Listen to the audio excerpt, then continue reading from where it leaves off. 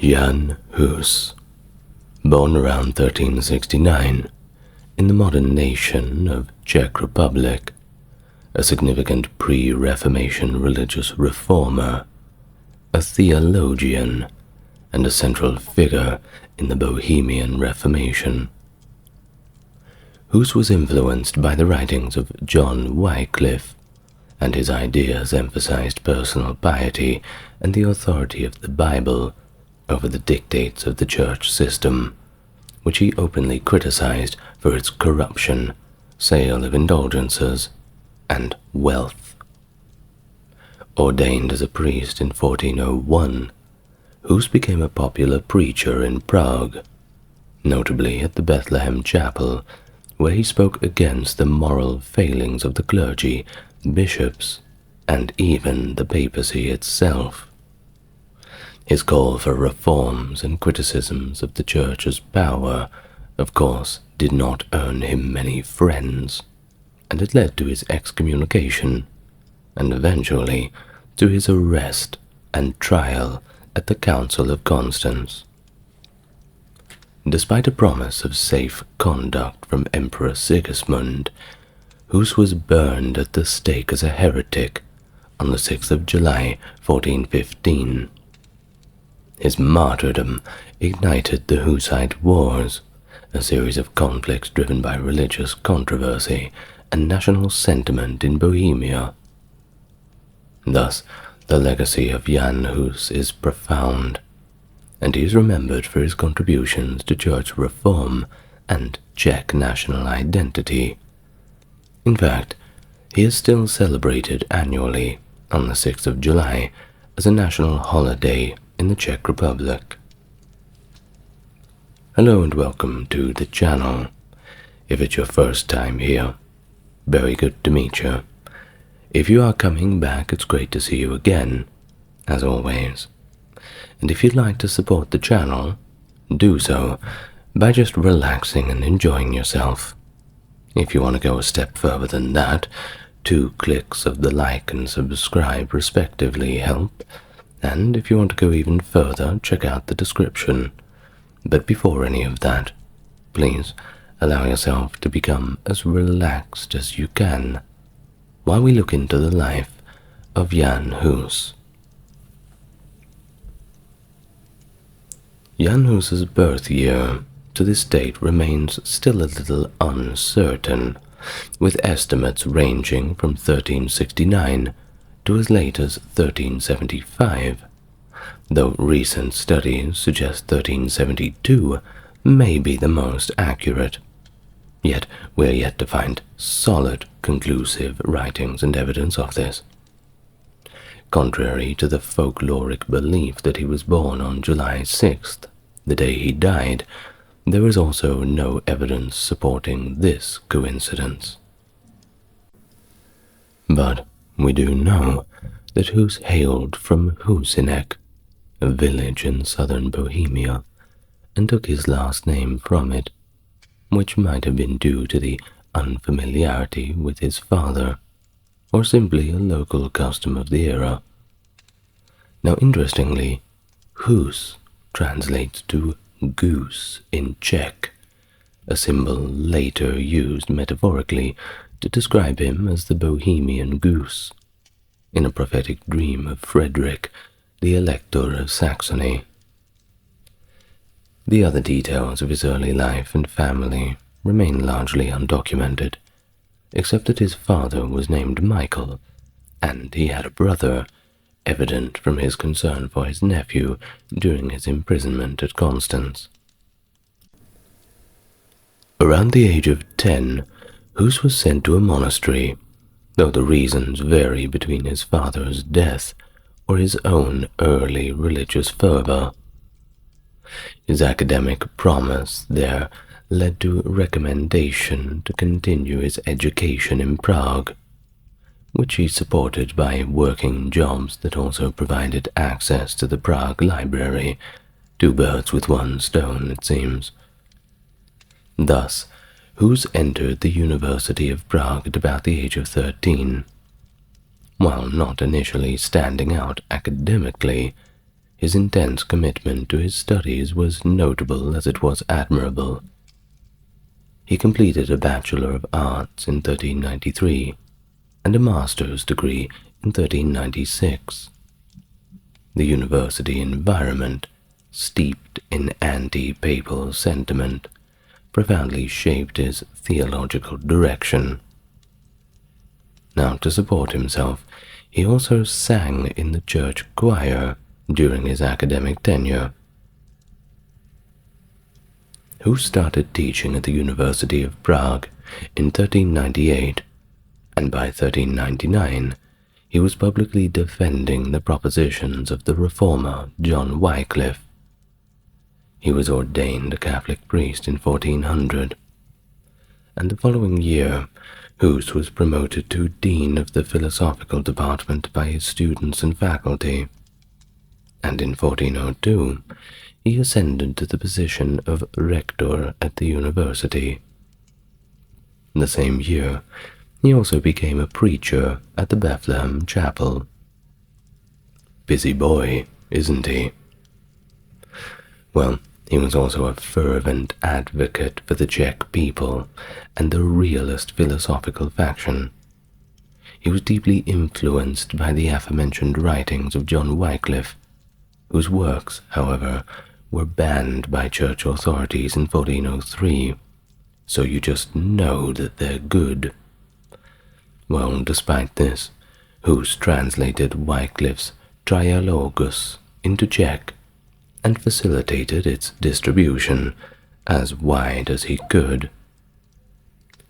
From his influential pulpit, Hus vocally criticized the moral corruption within the clergy, the bishops, and even the papal structure itself, all the way to the top.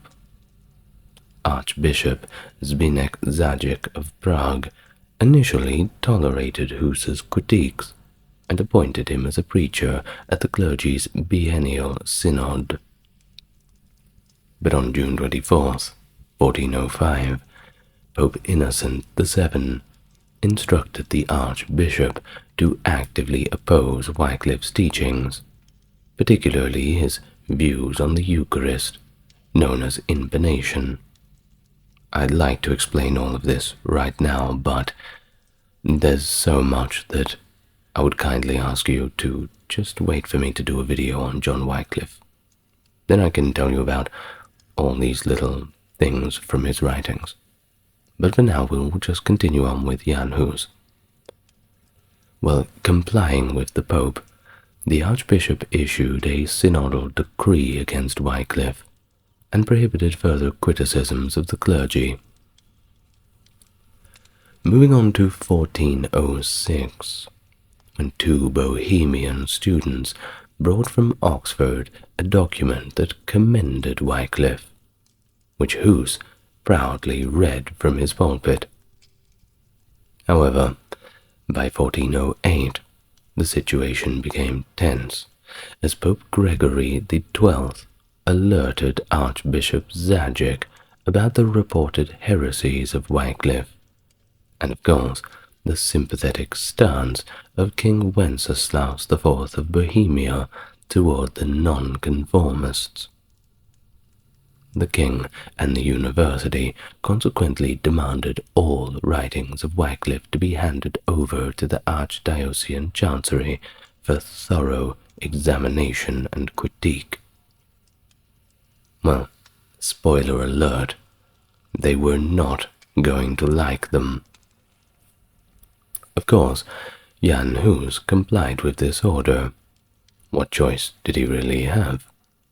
And he publicly denounced the identified errors in Wycliffe's works.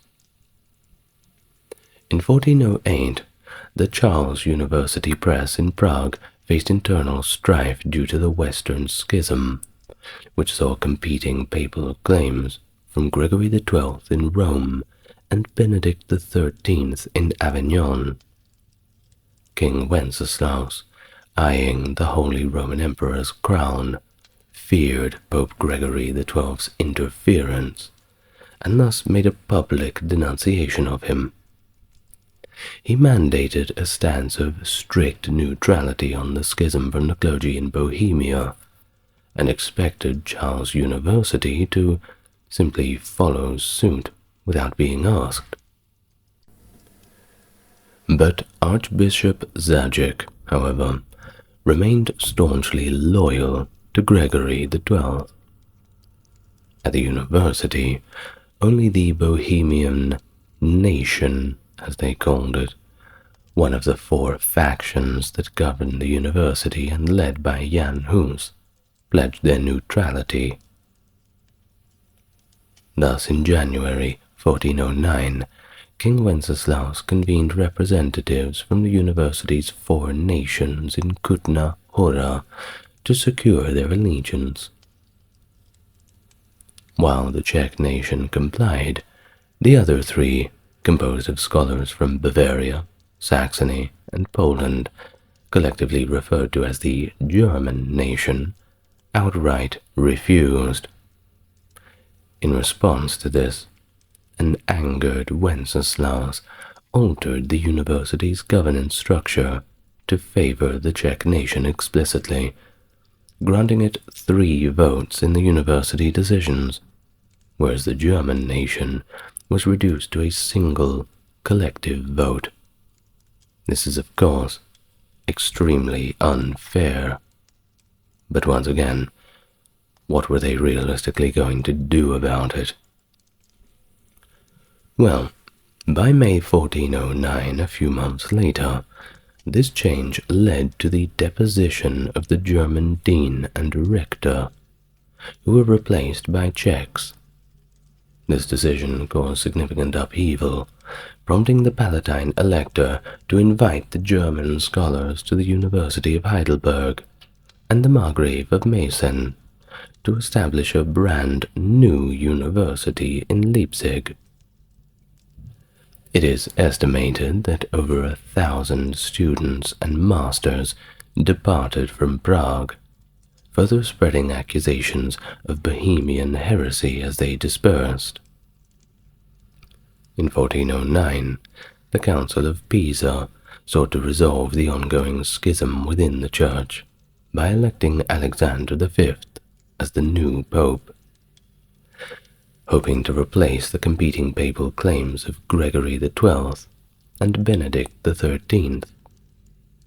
However, both Gregory and Benedict outright refused to step down, leading Alexander being later declared as an anti-pope at the Council of Constance in 1418. Despite this, Jan Hus, his followers, and King Wenceslaus IV of Bohemia shifted their allegiance to Alexander V. Under the king's pressure, Archbishop Zajic of Prague also transferred his allegiance to Alexander V. Following this shift, Archbishop Zajic accused the followers of John Wycliffe in Prague of causing what they had worded as ecclesiastical disturbances, which is obviously a broad brush for a reason. Anything can really fall under that umbrella. So this prompted Alexander V to issue a papal bull on the 20th of December 1409. Now this bull authorized the archbishop to suppress Wycliffism, demanding the surrender of all writings related to Wycliffe and the complete repudiations of his teachings, along with the cessation of free preaching. After the bill was published officially in 1410, Hus directly appealed to Pope Alexander V, but it was no use. As a result, many texts of Wycliffe and valuable manuscripts were burned, and Hus, along with his supporters, were officially excommunicated. Alexander V died in 1410 and was succeeded by John XXIII, who was also later declared an anti-pope.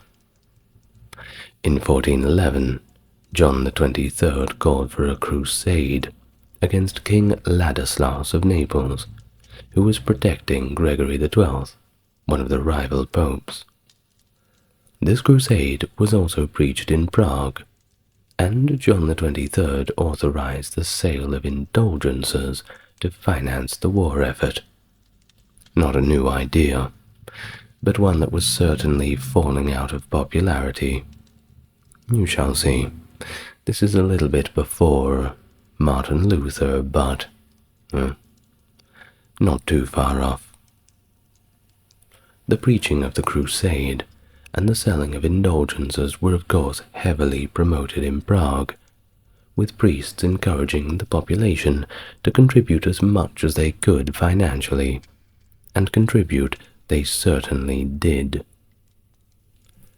Following the death of Archbishop Zajic in 1411, Jan Hus's conflict with the Church intensified, especially around the issuance of indulgences. Hus opposed the practice, and vehemently so, asserting in his address that forgiveness should be obtained through repentance and not monetary purchase. You can't just buy your way out of trouble with God, buy your way out of purgatory. Of course, the Church has to make money somehow, don't they? We have to pay for the wars. Well, this address echoed the writings of John Wycliffe, specifically from his works De Ecclesia. Despite Hus's efforts, he was unfortunately unable to persuade other members of the University of Prague to abandon their acceptance of indulgences. Now, this is of course of one of two reasons. It could well be that they are staunchly holding on to their beliefs, and perhaps they already bought indulgences themselves. Sunk cost fallacy, you know what I mean. Or it could be, too, that they did not want to align themselves with Wycliffe supporting factions. Of course, that can get you in a lot of trouble with the higher-ups. People must save their skin in those times before they express their opinions too clearly. Well, the situation, of course, escalated when Hus's followers, led by Voxa I Waldsteiner, publicly burned the papal bulls, advocating for obedience to Hus over the Church, which they denounced, very bravely, as completely corrupt. Now this did not go unnoticed. Surely it couldn't. The act was met with severe repercussions. 3 men who denounced the indulgences as fraudulent were publicly executed, becoming the first martyrs of what would later be recognized as the Hussite Church. Amidst the tumult, the theological faculty at the university condemned 45 articles associated with Hus and other theses that they deemed to be heretical.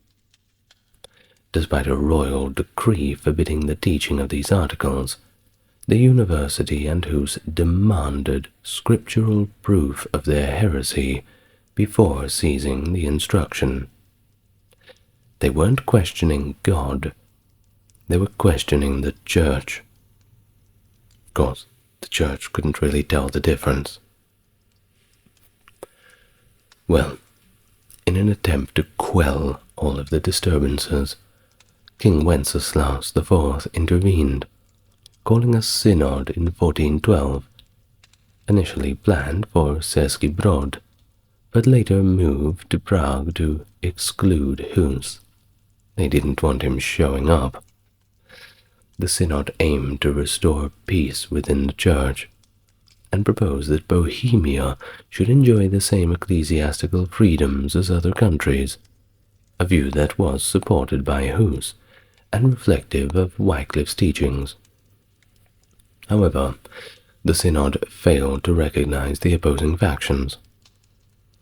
The ongoing conflict prompted the king to establish a commission to pursue reconciliation, but the university's doctors insisted on Hus and his followers endorsing the Church's traditional structure, recognizing the Pope as its head. Hus vehemently resisted this demand, of course.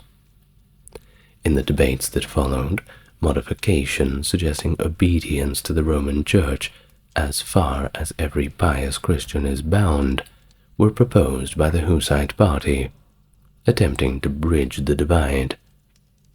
However, this compromise was not accepted by all. Stanislav Zenomia and Stepan Palech, among others, objected and subsequently left the conversation, resulting in their exile by the king. As Jan Hus's teachings gained traction throughout Bohemia, opposition from the church hierarchy sparked widespread dissent and unrest among the populace. The escalating confrontations led to riots in parts of Bohemia, prompting King Wenceslaus IV to align with Hus, thus bolstering the reformers' influence.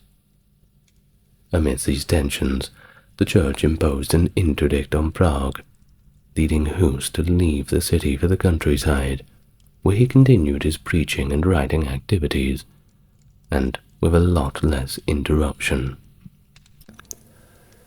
During this period, Hus took a pivotal step by appealing directly to Jesus Christ as the supreme judge on the 18th of October 1412, effectively circumventing the traditional ecclesiastical authorities. This act was emblematic of the Bohemian Reformation and mirrored the later defiance shown by Martin Luther with his 95 Theses. Hus's direct appeal to Christ marked a significant shift in his reformative approach, emphasizing a direct relationship with God over mediocre clerical structures. Basically, cut out the middleman. Well, while he was in rural exile, Hus recognized the disconnect between the sophisticated theological debates conducted at universities and the practical spiritual needs of the uneducated rural clergy, and, of course, their congregations. And in response, he began writing in Czech, aiming to make religious teachings accessible to all, particularly those priests who lacked proficiency in Latin. Of course, they were all meant to speak Latin very well, and they used to be able to, but can you guess what happened a generation beforehand? That's right, the Black Plague certainly managed to kill off quite a few people, and among them was priests. Well, every trade lost quite a lot of its people. You had to get the priests wherever you could get them now, and they weren't always the most educated as their forebears, but give them credit, they're doing their best with the circumstance. Anyway, among his works from this period were De Ecclesia, or On the Church, which was penned in 1413. The initial chapters of De Ecclesia summarize John Wycliffe's work of the same time, and the subsequent chapters draw from Wycliffe's work On the Power of the Pope, De Potentate Papae. Sorry about my Latin pronunciation. Well, this work challenges the prevailing notion that the Church primarily consisted of its clergy. Hus prepared this influential document at Kozy Hradec, under the protection of a sympathetic noble, and it was subsequently read publicly at Bethlehem Chapel in Prague. The work elicited very strong rebuttals from many of Hus's critics, particularly Stanislav Zenomja and Stepan Palech, who responded with treatises bearing the same title. Despite the departure of some of Hus's most fervent detractors from Prague, his followers continued to dominate the religious landscape, spreading Wycliffite ideas into neighboring regions such as Poland, Hungary, Croatia, and Austria. But in January 1413, a general council in Rome officially condemned the writings of Wycliffe and ordered all of them to be burned. Sigismund of Hungary, bearing the title King of the Romans and the heir to the Bohemian throne, was eager to resolve the ongoing religious discord and the schism within the Church. He orchestrated the convening of the Council of Constance, starting on the 1st of November 1414, which was recognized as the 16th Ecumenical Council by the Catholic Church. Jan Hus, motivated by a desire to quell religious disputes, agreed to attend this council, but under the protection of a safe conduct agreement assured by Sigismund. Before departing for Constance, Hus drafted his will, perhaps aware of the risks that he faced. You never know what could happen. Better safe than sorry. After all, if they were going to give him that dagger in the night, at least he knows that his property would go to the right places. Don't add insult to injury by allowing the Church to pick clean all of the bones from what is left of his legacy. Well, he began his journey on October the 11th, 1414, and arrived in Constance on November 3rd, 1414. The next day, notices on church doors announced that Michael Nemeczeko Brodu would challenge Hus. Initially, Hus enjoyed a degree of freedom due to Sigismund's promise, residing in a widow's house where he continued his religious practices, including celebrating Mass and preachings, actions that were very much against the Church's directives, and they noticed.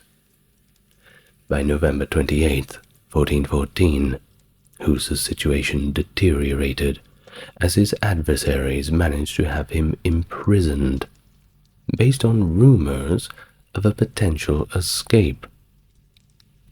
Initially held in a canon's residence, he was transferred on December 6th to the Dominican monastery's prison. Sigismund, outraged by the breach of his safe conduct promise, confronted the prelates, who argued that promises made to a heretic could not be binding, persuading him to acquiesce to their actions. Essentially, they were saying, it doesn't count if we don't like him.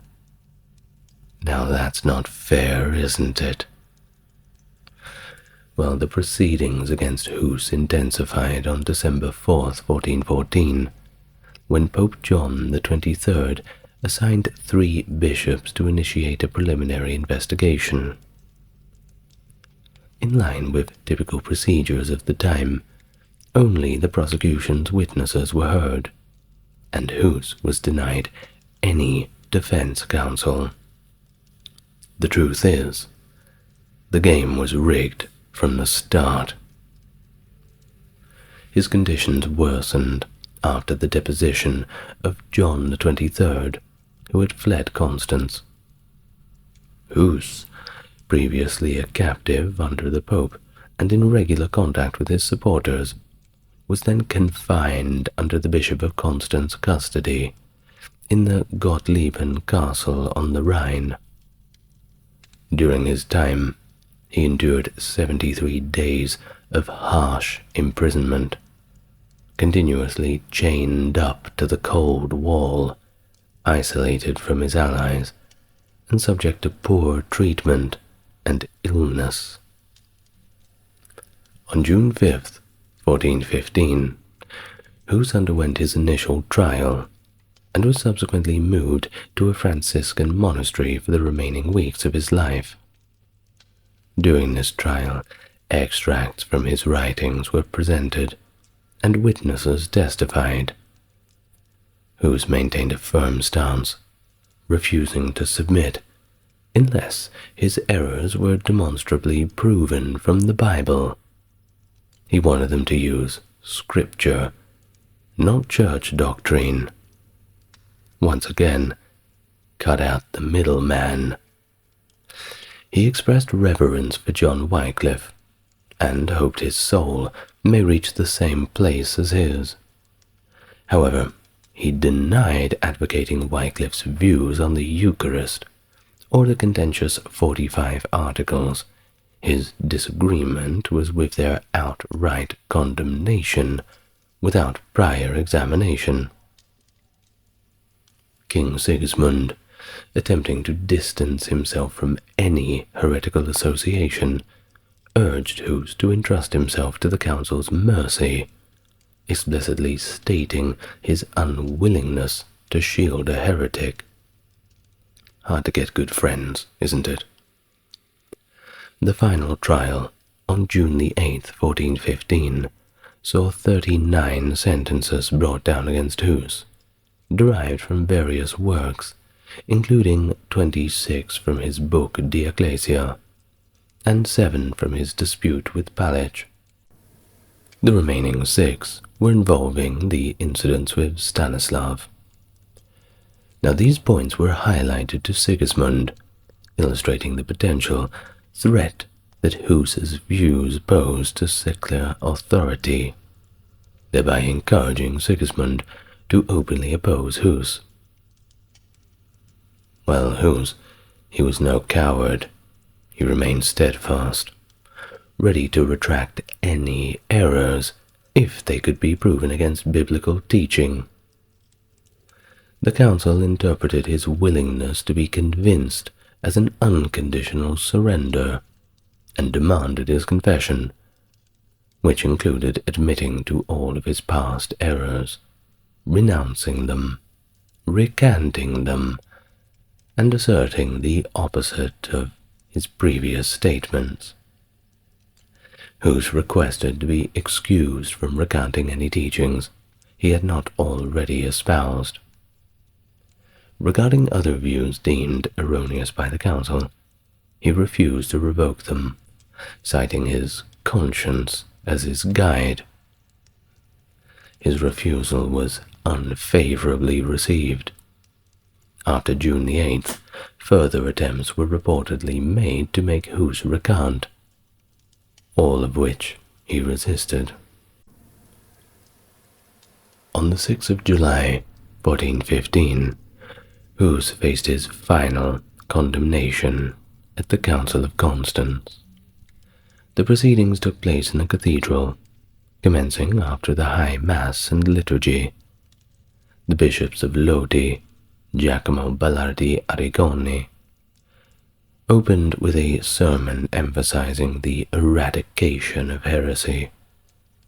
Subsequently, various theses of Hus and Wycliffe, along with a summary of Hus's trial, were presented to those who had gathered.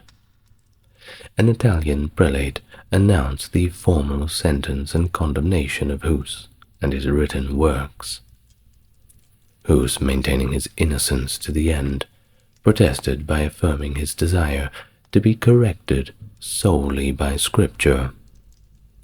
And then he kneeled, praying quietly for God to forgive his adversaries. This was followed by his formal degradation from priesthood. Hus was adorned in priestly vestments, given one last opportunity to recant, and he refused that too. His priestly garments were then stripped from him, and his tonsure was defaced, signifying his removal from the clerical state. The Church, having exhausted all of its spiritual jurisdiction, declared at the Council of Constance, and I quote, "This Holy Synod of Constance, seeing that God's Church has nothing more that it can do, relinquishes Jan Hus to the judgment of the secular authority, and decrees that he is to be relinquished to the secular court, Well, if you know anything about the medieval secular court, I'm sure you would agree that Hus had reasons to be nervous.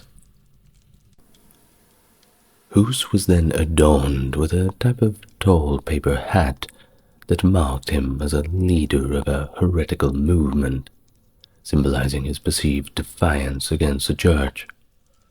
Under heavy guard, he was then escorted to the execution stake.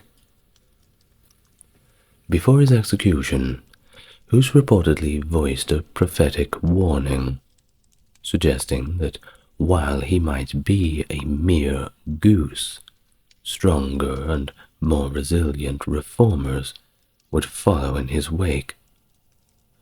This statement was later echoed and transformed by Martin Luther, indicating that although they could roast a goose, a swan would arise 100 years later, whose voice they would be compelled to heed.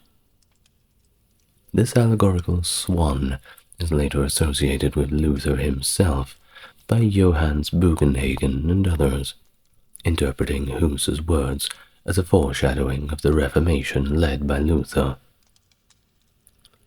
At the execution site, Hus knelt, extended his hands, and prayed aloud. The executioner stripped him and bound his hands behind his back.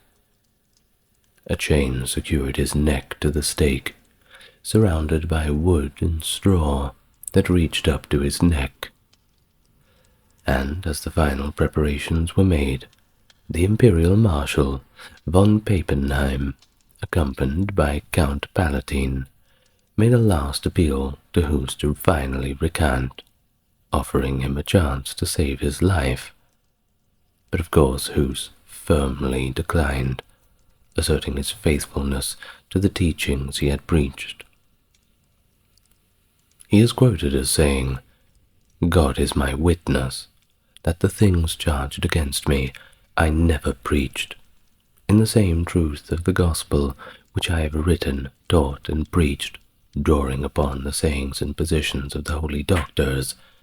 I am ready to die today." As the fire struggled to intensify, legend has it that an old woman approached and added a small bundle of brushwood to the flames. Witnessing this, Hus reportedly claimed, "O sancta simplicitas," O holy simplicity. As the flames took hold and his life neared its end, he was heard invoking, "Christ, Son of the living God, have mercy on us," a variant of the Jesus prayer. After his death, in an effort to prevent any form of relic veneration, Hus's ashes were cast into the Rhine River. His execution provoked a strong backlash, particularly from the Bohemian and Moravian elite. In response, on September 2nd, 1415, a significant document known as the Bohemian Protest was signed by 100 prominent figures from Bohemia and Moravia. This document, one of 4 reportedly created and the only surviving copy now preserved at the University of Edinburgh, declared Hus a good, just, and Catholic man, who, I quote, consistently detested all error and heresies. It denounces anyone suggesting that heresy was afoot in Bohemia or Moravia as the worst of traitors. The reaction to Hus's death facilitated a shift in Bohemia, steering its population further from the doctrines of the Roman Catholic Church. In retaliation, on March 1st, 1420, Pope Martin V declared a crusade against the followers of Hus and Wycliffe, sanctioning the extermination of all of his supporters. The political instability was further compounded by the death of King Wenceslaus IV in August of 1419, leaving his brother, Sigismund of Hungary, unable to establish control amid the burgeoning Hussite revolt. The Hussite movement, encompassing a significant portion of the Czech populace, found robust leaders in Jan Hus and later Prokop the Great, both of whom were formidable military strategists.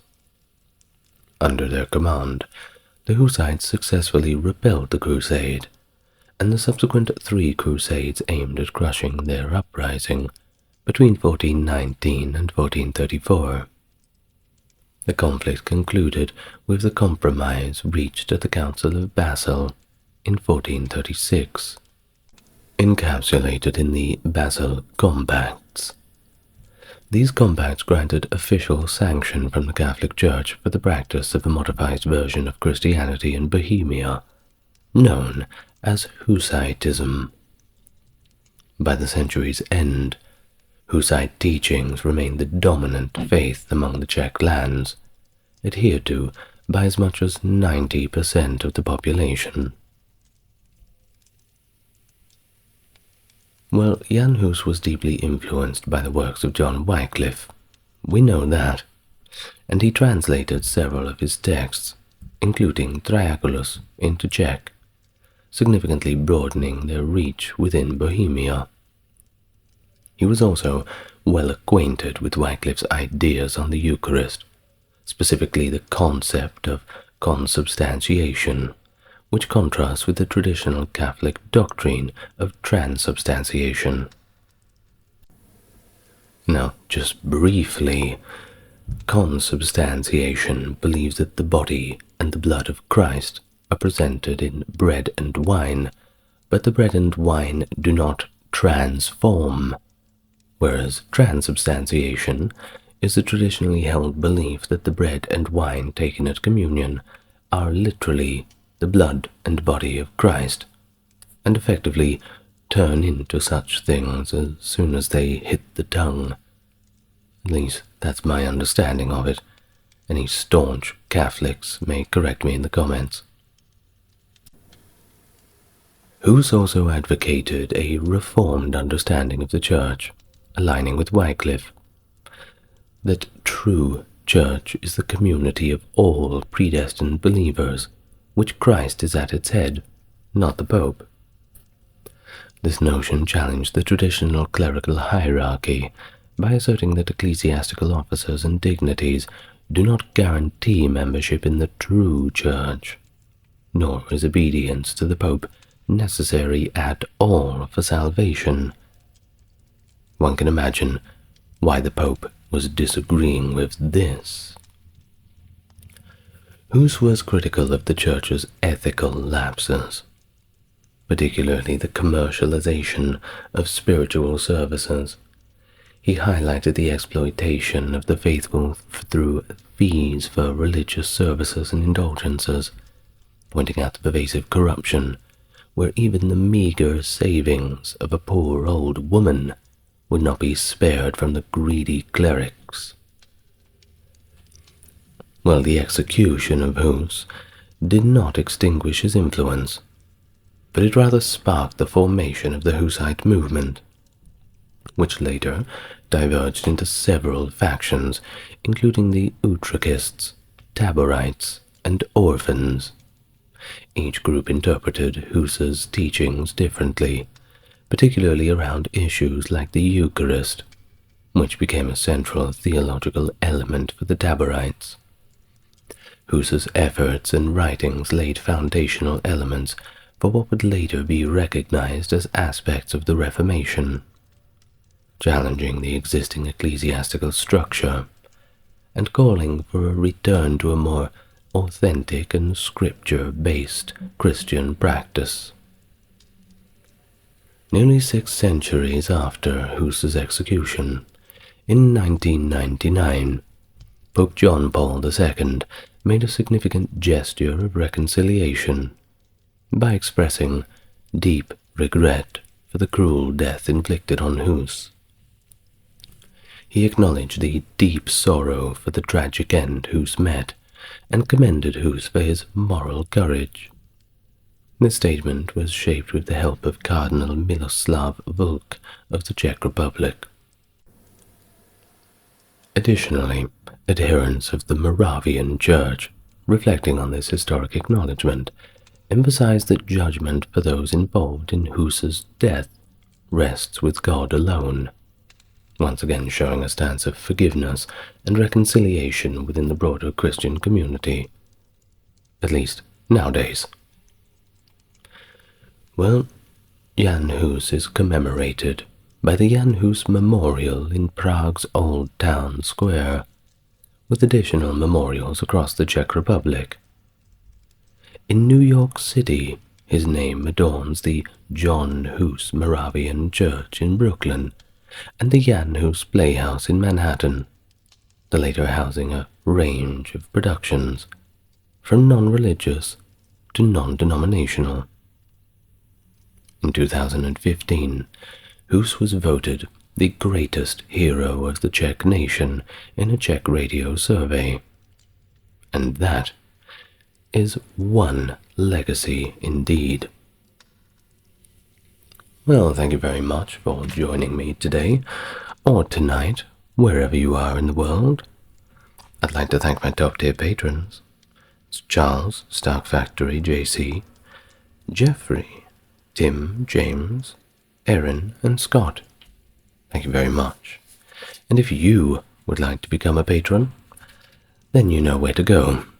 It's in the description. But I hope you've enjoyed our biography of Jan Hus today. And I'm sure I will see you next time. Good night, everyone.